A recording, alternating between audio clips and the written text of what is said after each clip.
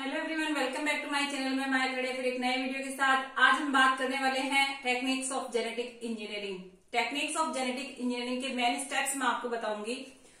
Techniques of genetic engineering के steps बताने से पहले मैं आपको रेस्ट्रिक्शन एंडोन्यूक्लियस एंजाइम के विषय में कुछ बता रही हूँ। रेस्ट्रिक्शन एंडोन्यूक्लियस एंजाइम जो है वर्नर आर्बर व ओ स्मिथ ने 1970 में खोजा था। रेस्ट्रिक्शन एंडोन्यूक्लियस एंजाइम का मॉलिक्यूलर बायोलॉजी में बहुत ज्यादा उपयोग है क्योंकि ये डीएनए खंड को काटता है, इसलिए इसको डीएनए चाकू भी कहते हैं। ये ई कोलाई बैक्टीरिया से, बैसिलस से, स्ट्रेप्टोकोकस से प्राप्त किया गया था। रेस्ट्रिक्शन एंडोन्यूक्लियस एंजाइम दो प्रकार के होते हैं, restriction endonuclease and exonuclease. Endonuclease enzyme DNA खंड को बीच में से काटता है, जैसे कि ये डीएनए खंड है, इसको बीच में से काटता है। और एक्सोन्यूक्लियस आउटर मोस्ट साइड से इसको काटता है। इसका उपयोग जीन क्लोनिंग व रेस्ट्रिक्शन मानचित्रण में सर्वाधिक किया जाता है। अब हम बात करते हैं इको आर1, एस्चेरिचिया कोलाई से इसको प्राप्त किया गया था।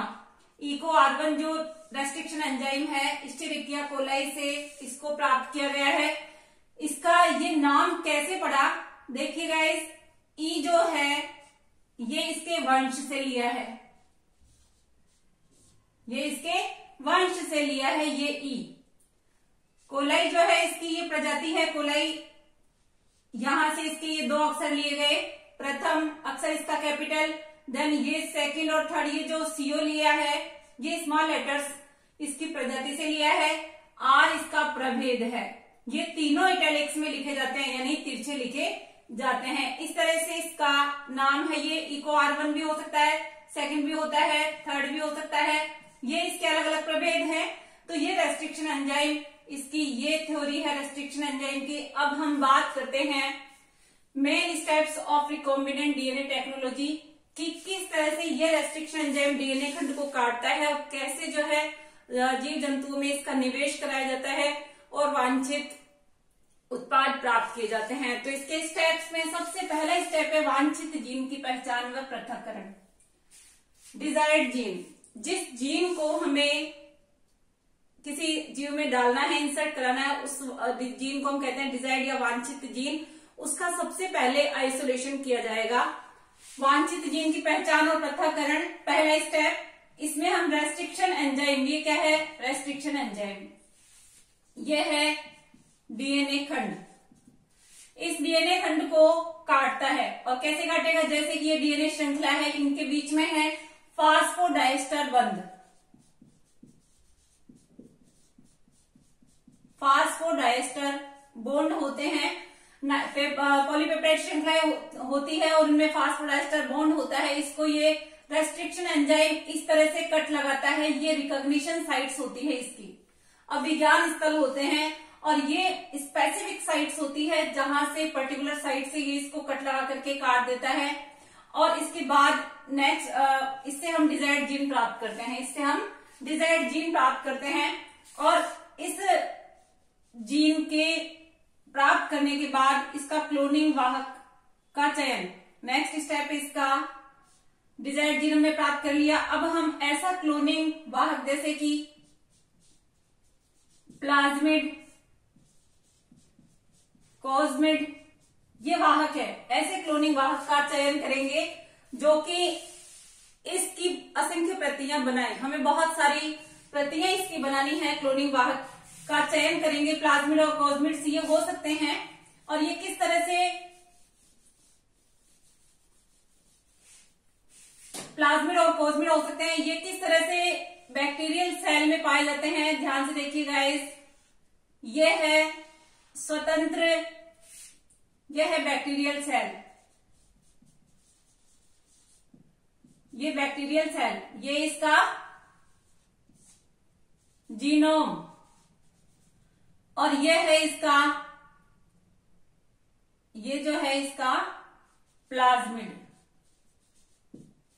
या वेक्टर, जो वेक्टर जिसको हम काम में ले रहे हैं वेक्टर डीएनए, ये इसका प्लाज्मिड जो कि किसी भी प्रकार के जीन की प्रतियां बनाने के लिए स्वतंत्र रूप से काम आता है। ये क्लोनिंग वाहक होता है। इस तरह से वांछित जीन को पृथक करने के लिए वाहक की आवश्यकता होती है। वाहक किस तरह का होना चाहिए? वाहक ऐसा होना चाहिए जो प्रकोष्ठी में प्रवेश कर सके होस्ट सेल में और डीएनए की पुनरावृत्ति कर सके, बहुत सारी प्रतियां बना सके और आसानी से प्रवेश किया जा सके, इस तरह का वाहक होना चाहिए। ये विशिष्ट रिकॉग्निशन साइट्स होती है इसके अंदर। और किस तरह से इसमें इंजेक्ट किया जाता है? जैसे कि ये प्लाज्मिड होता है और इस प्लाज्मिड के अंदर हम डिजायर्ड जीन को इसमें प्रवेश कराएंगे। डिजायर्ड जीन को प्रवेश करा करके इसको जैसे ही प्रकोष्ठी सेल में डाल देंगे तो इसकी रेप्लिकेशन की वजह से बहुत सारी प्रतियां बन जाएगी और इस तरह से हमें क्लोनिंग वाहक का चयन करके बहुत सारी प्रतियां हम बना सकते हैं। नेक्स्ट स्टेप है वांछित जीन का क्लोनिंग वाहक में निवेशन। असंख्य प्रतियां बनाएंगे।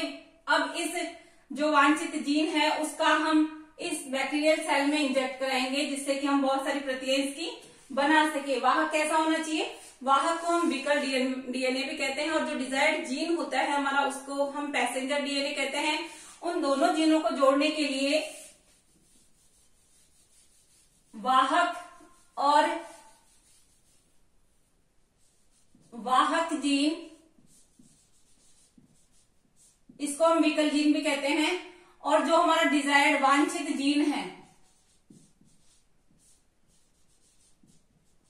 इन दोनों को जोड़ने के लिए डीएनए लाइगेशन किया जाता है।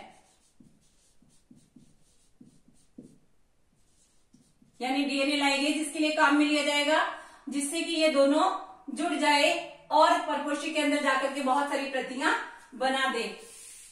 वाहक के लिए खास बात और है कि वाहक के अंदर जो साइट्स होती हैं उनमें ऑपरेटर, कुछ ऐसे अवयव ऑपरेटर और प्रमोटर जो है अवयव होने चाहिए जिससे कि ये जो है कंट्रोल में रहे पूरी प्रोसेसिंग। वांछित जीन का क्लोनिंग वाहक में निवेशन हो गया। अब है रिकॉम्बिनेंट डीएनए का क्लोनिंग वाहक में मल्टीप्लिकेशन। जब बहुत सारी प्रतियां बन जाएगी तो उस क्लोनिंग जीन की पहचान करके अन्य जीवों में स्थानांतरण किया जाएगा। और अन्य जीवों में स्थानांतरण करने से पहले बहुत सारी जो वांछित जीन की क्लोनिंग वाहक में निवेशन होता है उसके अंदर बहुत सारे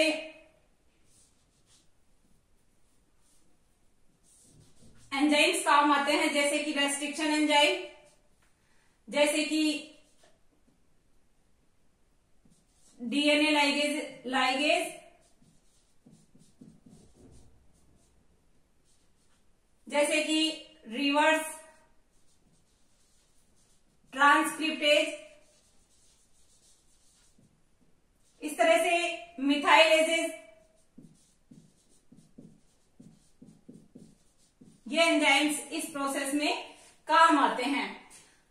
अब है कि जो रिकॉम्बिनेंट डीएनए व होस्ट सेल में मल्टीप्लिकेशन होता है उनमें कौन कौन सी विधियां काम में ली जाती है। जो मल्टीप्लिकेशन की टेक्निक है कि रिकॉम्बिनेंट डीएनए का क्लोनिंग वाहक में गुणन हो तो वो कौन से तरीके से हो। देखिए, गुणन के लिए ट्रांसफॉर्मेशन, रूपांतरण जिसको कहते हैं ट्रांसफॉर्मेशन, और ट्रांसडक्शन विधि काम में ली जाती है।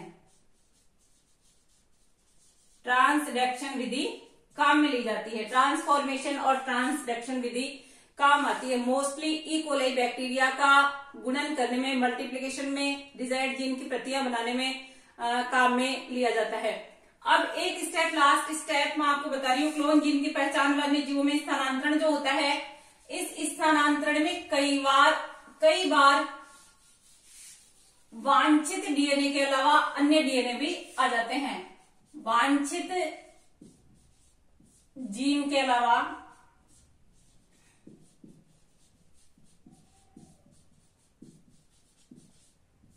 वांछित जीन के अतिरिक्त अवांछित जीन भी प्राप्त हो जाते हैं। इसके लिए डीएनए टेक्नोलॉजी में मार्कर जीन का इस्तेमाल किया जाता है। इसके लिए मार्कर जीन का उपयोग किया जाता है। जो मार्कर जीन होता है वो मार्कर जीन इसके अंदर वाहक में निवेश करा दिया जाता है और ये जो है इन अवांछित जीन को और डिजायर्ड जीन को जो है अलग अलग आइडेंटिफाई करता है। कुछ ऐसे जीन भी होते हैं जिनका नाम है रिपोर्टर जीन, जैसे कि मार्कर जीन के अलावा कुछ रिपोर्टर जीन भी मैं आपको बता रही हूं कि रिपोर्टर जीन किस तरह से कार्य करते हैं। ये आपने नाम सुना होगा जुगनू का। इस जुगनू में प्रदीप्ति उत्पन्न करता है। जुगनू जो चमकता है वो ल्यूसीफेरेज एंजाइम की वजह से चमकता है, और ये जो है प्रदीप्ति उत्पन्न करने में रिपोर्टर जीन सबसे ज्यादा काम आता है।